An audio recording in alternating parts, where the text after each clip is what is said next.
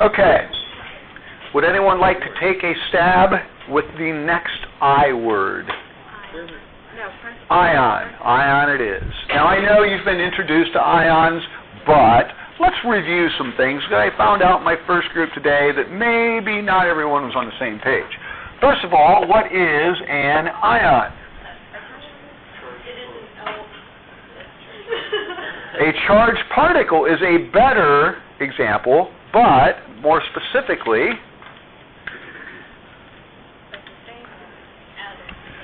an atom or group of atoms that have acquired a charge due to the loss or gain of electrons or electrons.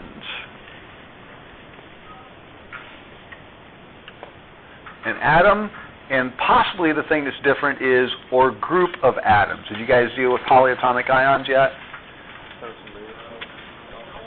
Maybe? Okay. Well, we'll talk more about that. By the way, just for fun, anybody have any idea what's going on tomorrow? Quiz. On? Element. Yes. You know how many versions there are?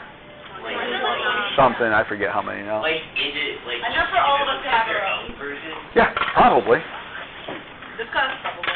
Are they all the same elements? Well, there are 30 questions or 59 choices. So, Okay, no, wait, the number just makes it more sure. anyway, moving on. Just out of curiosity, which electrons are involved in the formation of ions? Or specifically what location in the element? The outermost energy level, or shell, or orbital, okay?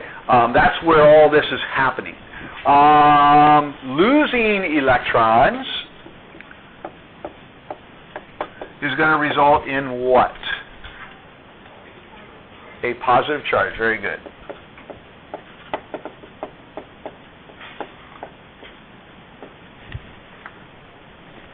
Gaining of electrons is going to result in a negatively charged species.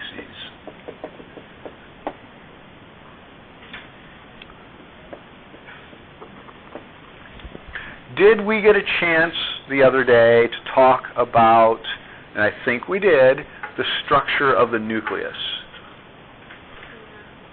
and what holds the nucleus together? Yes. Yeah, that was the whole strong nuclear force and da-da. Okay. Where I'm going with is these electrons. It's only in the electron cloud, and more specifically in the valence energy level, the outermost. Did you guys hear valence before?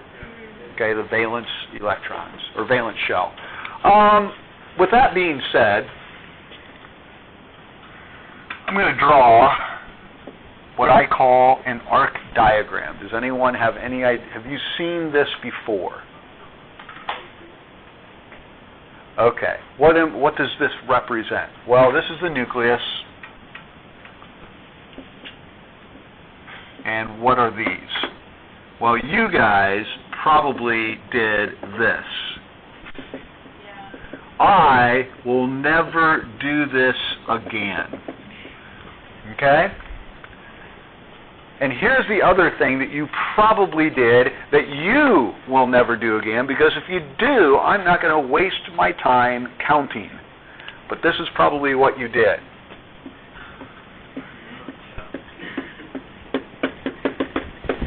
Okay? I will never, if you guys do that, I'm not counting them. Which means if I'm not counting them, they're not there, therefore you won't get a grade.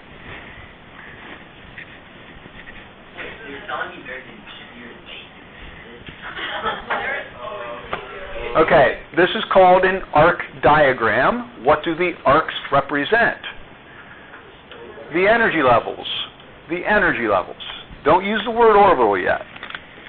You guys don't know what those are yet. You don't. You don't.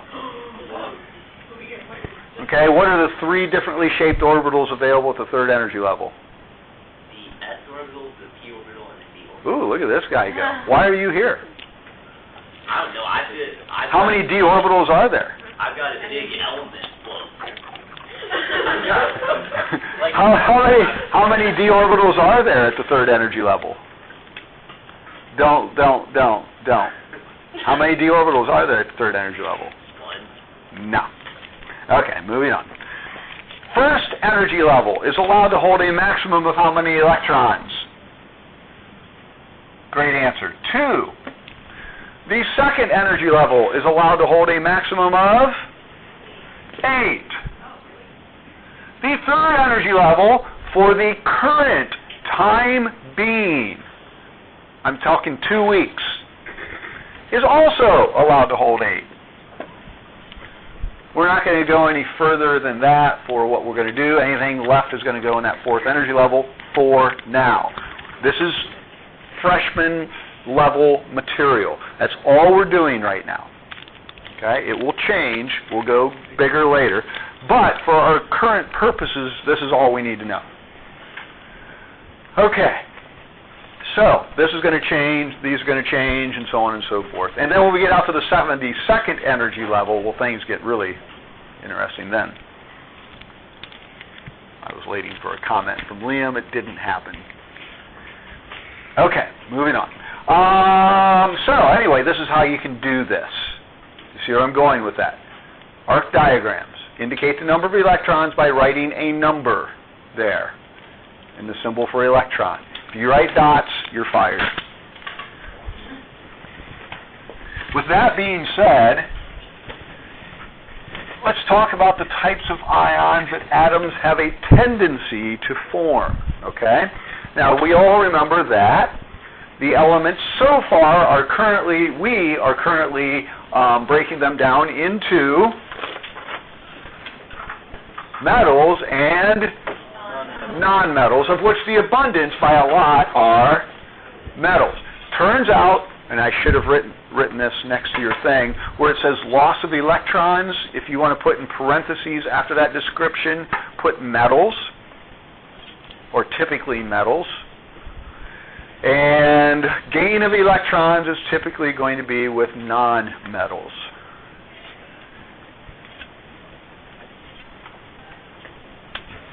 With that being said, does anyone remember how to determine how many valence electrons there are in any one group of elements? No. Group number, as long as you're using the 1A, or the A designation, okay? So remember I said you need to be familiar with both systems of numbering, 1 through 18, and 1A, 2A, blah, blah, blah, 3A, 4. We're not going to worry about the group Bs. Now, the group A elements in general are called the representative elements. Have you heard this before? Okay, so eventually we're going to use 3 different phrases that mean the same thing. Group A elements, representative elements, and then ultimately, here in about 2 weeks, the S and P orbital filling elements. They're all referring to these elements right here. These 2 groups and these 6 groups. Anyway, the group number indicates the number of valence electrons in that of the elements in that particular group. For example, let's just do this. You may, if you want to do what I do, turn your paper sideways because you're going to need the room. But here's what's going to happen.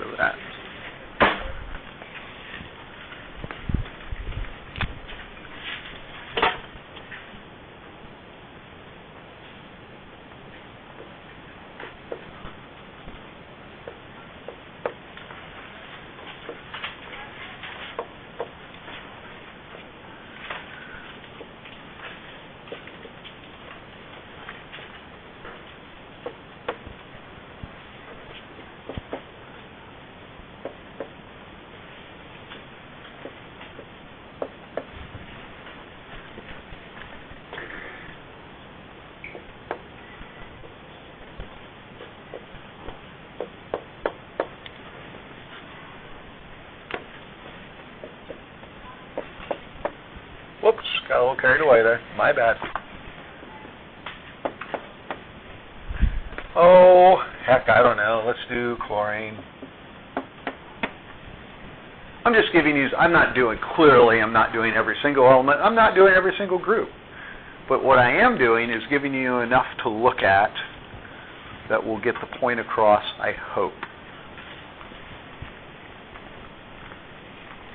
Have you guys done something like this before? Clearly, if you haven't done arc diagrams, then you have not been shown this. So. And again, this is not earth-shattering. This is just pulling together, hopefully, some things that you guys have learned before in a little bit more, whatever, understandable way.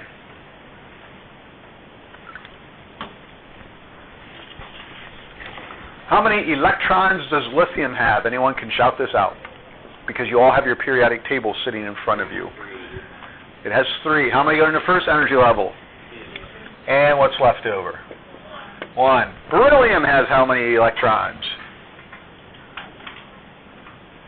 I'm sorry, what? 4. 2 and 2. Whereas boron has 5. So 2 and 3. And nitrogen has, so 2 and 5.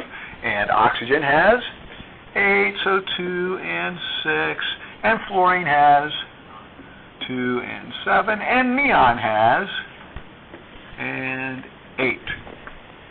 Sodium, on the other hand, has 11. So 2, 8, and 1. Phosphorus has 2, 8, and 5. And chlorine has 2, 8, and 7. And our old friend potassium has what?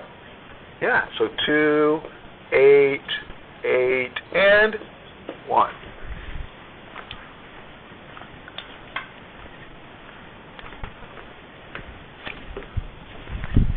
So, are you noticing a trend? The group 1A elements have how many valence electrons? 1.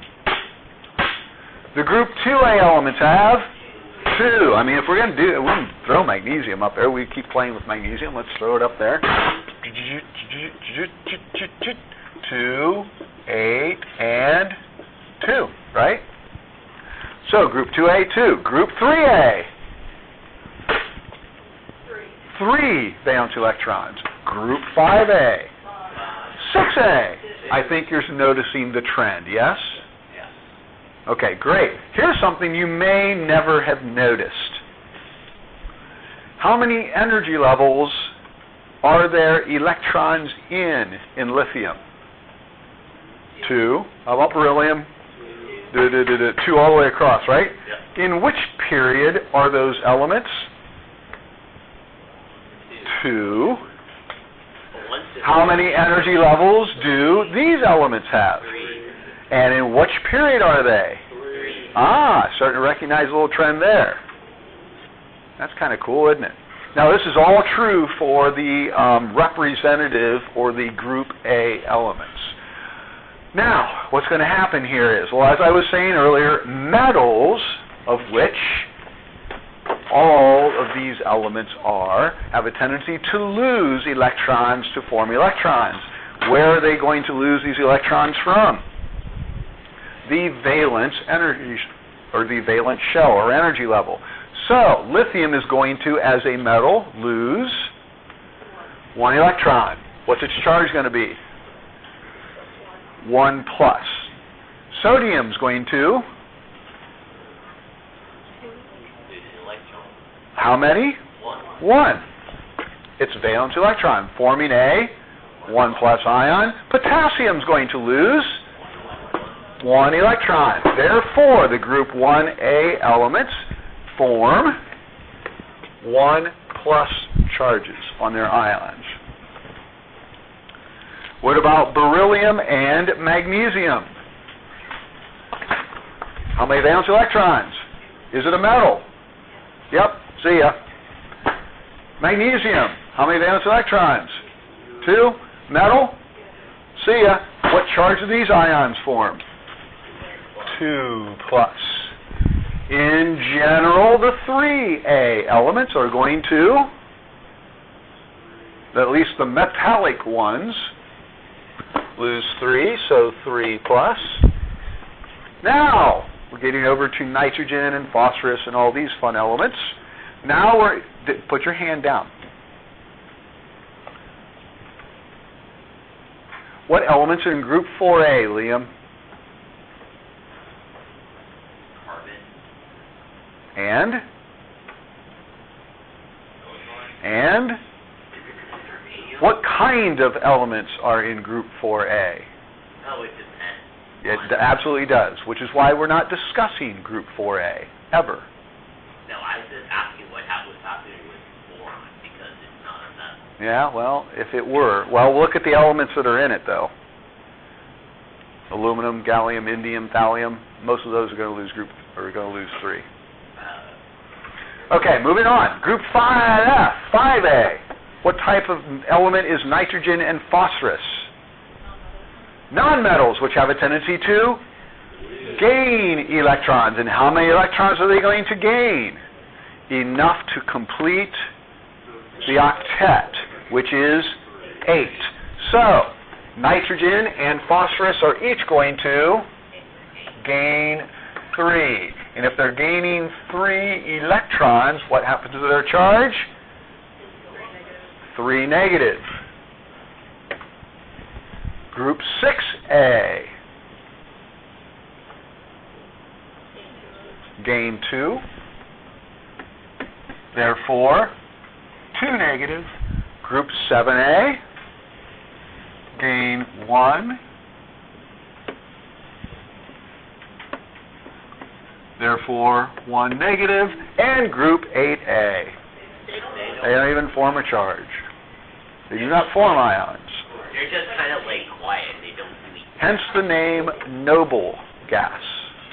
They walk around with their noses up in the air. They don't interact with anyone.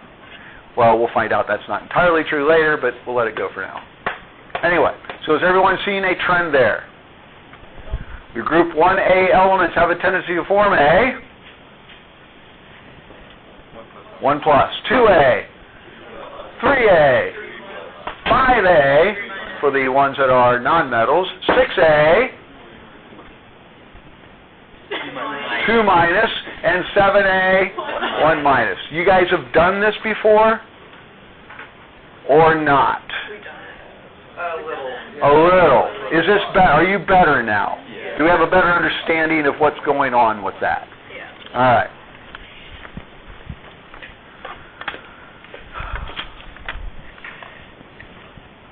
What about the transition metals? What charge are they going to form? Positive charges. They're going to form positive charges. Because they're metals, they're going to lose electrons. Okay? Now, the problem is they're going to vary. In fact, they vary by a lot. Okay? Some of them form 4 differently charged ions. Some of them just 1.